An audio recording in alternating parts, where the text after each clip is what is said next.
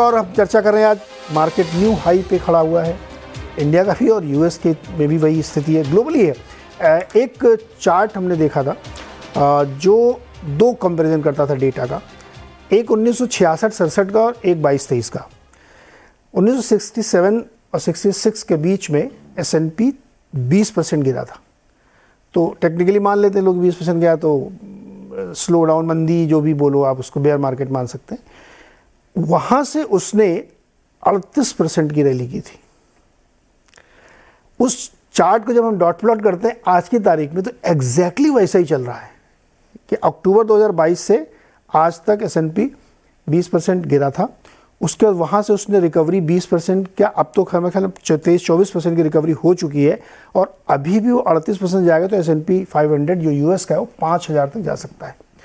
इस तरीके की रिकवरी ग्लोबल मार्केट में सब जगह चल रही है। लेकिन क्या इसमें एक विलन हमारे लिए, इंडियन मार्केट स्पेसिफिकली बात करूं तो मॉनसून हो सकता है क्या, एल नीनो हो सकता है क्या? पंकज जी आपका क्या राय है, आपकी क्या व्यू है? देखो नीरज जी, डेफिनेटली जिस तरह की वैल्यूएशन इस टाइम हमारी मार्केट्स की हैं, कुछ एक पॉकेट्स में थोड़ी स्ट्रेस जरूर लगती हैं। अब उसका one should be cautious, but इतना कॉशियस भी ना हो कि वो साइड लाइन्स में बैठ जाए, मार्केट में पार्टिसिपेट ना करे या लगे कि मैं कहीं एक अच्छी करेक्शन आएगी उसके बाद मार्केट में अपना नया पैसा लगाऊंगा। I think that should not happen. I think इतना मार्केट में तो रिस्क थोड़ा बहुत मेरे को लगता है कि लेना पड़ेगा। आई थिंक जो बाकी समीकरण है जो कि हमारे सामने है, विच वी कैन ट्रांसपेरेंटली सी, वो काफी पॉजिटिव है।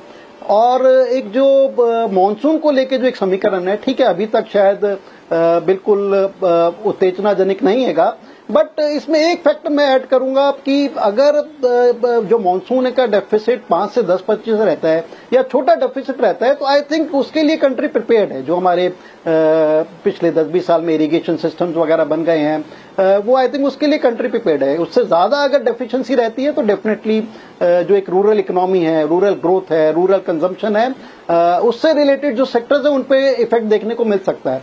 But I would still play a optimistic and positive mind game as of now.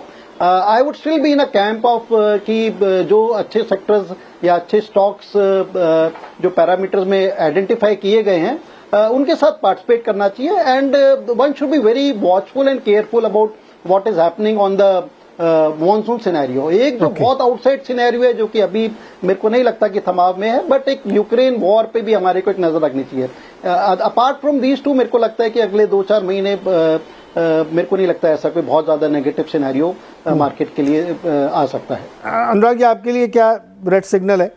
अच्छा, ये जो आपने जियो पॉलिटिकल बात की है इसमें एक और जोड़ देता हूँ। ताइवान और चाइना के बीच जो तनातनी चल रही है उसको लेकर के यूएस काफ़ी कंसर्न है, लेकिन आपके हिसाब से क्या ज़्यादा प्रॉब्लमेटिक हो सकता है, क्योंकि मार्केट हीटेड तो है थोड़ा सा? नीरज, दो बातें कहता हूँ। हाँ। एक तो एक देखिए, अभी चाइना का मूव हुआ ना, बहुत मुझे बड़ा पसंद आया क्योंकि उन्होंने कुछ मार्केट से हटके कॉल लिया। वर्ल्ड एक तरफ जा रहा है लेकिन चाइना ने बोला मेरी इकोनॉमी स्लो डाउन कर रही है, मुझे तो स्टिमुलस देना है तो मैं रेट कट करूंगा। आई थिंक इंडिया के लिए भी अब टाइम आ गया है कि वो वर्ल्ड कंसेंसस को फॉलो ना करके थोड़ा डिफरेंटली बिहेव करें, क्योंकि एक तो हमारी नीड्स अलग हैं, जरूरतें अलग हैं और हर चीज में हम directly can't copy the western model. तो मुझे बड़ा पसंद आएगा और आरबीआई ने पहले भी सिग्नल दिए। देखिए मार्केट्स तो already I can't say decouple but independent जरूर हो गए कि इतना स्ट्रॉन्ग डोमेस्टिक फ्लोज हैं that everybody has realised to their peril के मार्केट से निकल तो जाएंगे लेकिन आप फिर वापस एंट्री मिल नहीं पाएगी और वो महंगे हो जाएंगे मार्केट्स, राइट?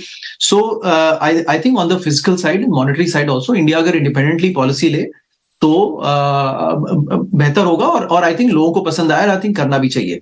तो I think just look at what the domestic economy needs.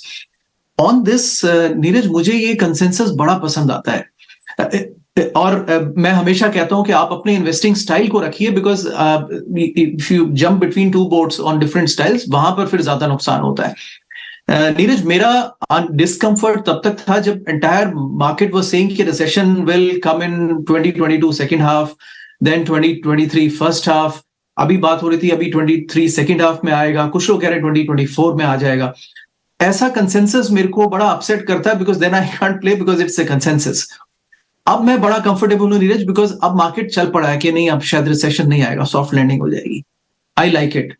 And then in this case इनकी गोल्डमैन सैक्स का फोरकास्ट लें तो ये 150 तक चले गए थे और अब ये 87 तक आ गए. And general consensus is that oil नहीं ऊपर जाएगा.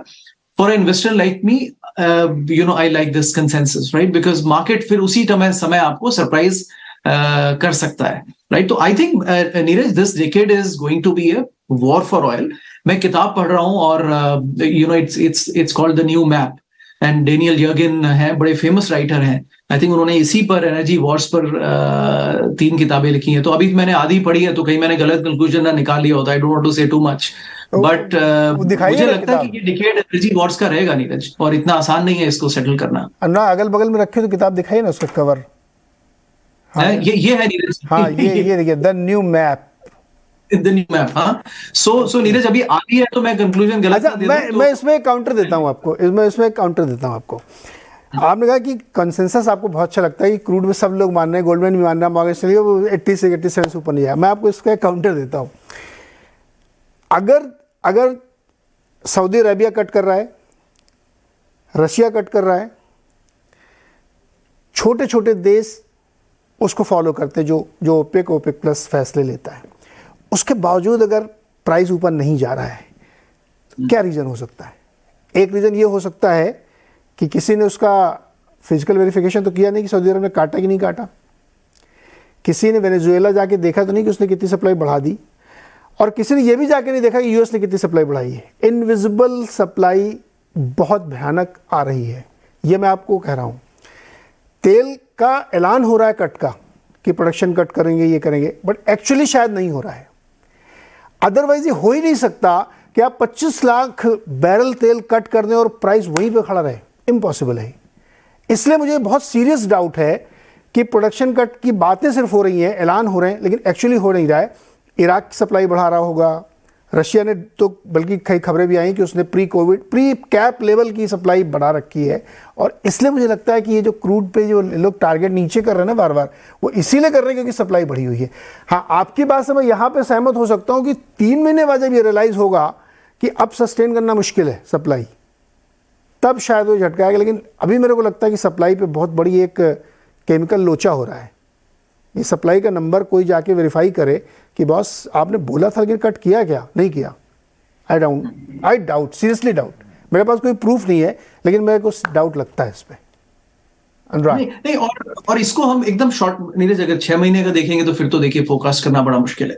बट अगर 3 साल का व्यू ले तो फिर एक व्यू बन सकता है. तो I am very bullish for this entire decade for energy, क्योंकि ऑयल थोड़ा लोग जल्दबाजी कर रहे हैं कि पीक ऑयल हो चुका है. Peak oil in sense global peak consumption of oil, right. तो वो एक आएगा एक पॉइंट पे, but I think may be not in this decade, but let's see. अच्छा, एक चीज आपने कहा